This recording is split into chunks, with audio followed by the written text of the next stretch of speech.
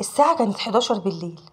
أحمد و3 من صحابه قرروا يدخلوا مستشفى قديمة مقفولة بقالها سنين، عليها لافتة باهتة مكتوب عليها مستشفى النور، والأبواب مصدية ومقفولة بجنازير حديد. واحد منهم قال وهو بيضحك: يلا نعمل تحدي ونصور جوه المستشفى. أحمد لقى باب جانبي مكسور، فتحه بالعافية ودخل، وفجأة لقى ريحة عفن قوية جدا تقطع النفس. دخلوا كلهم طرقة طويلة، وكل خطوة يسمعوا صدى يخوف ومرعب. واحد فيهم صور بكاميرا الموبايل، وظهر في الصورة شخص واقف في آخر الطرقة.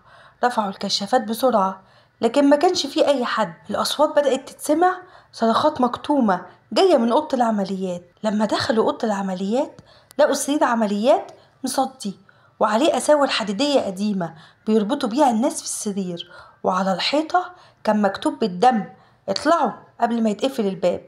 فجأة الباب اتقفل بعنف، وسمعوا خطوات تقيلة جاية ناحيتهم. الموبايل وقع من ايد واحد فيهم، ولما مد ايده يشيله لقى ظل واقف قدامه.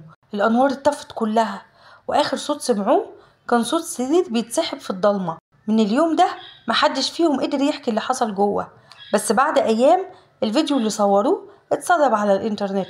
الصوت كان واضح جدا، المستشفى لسه فيها مرضى.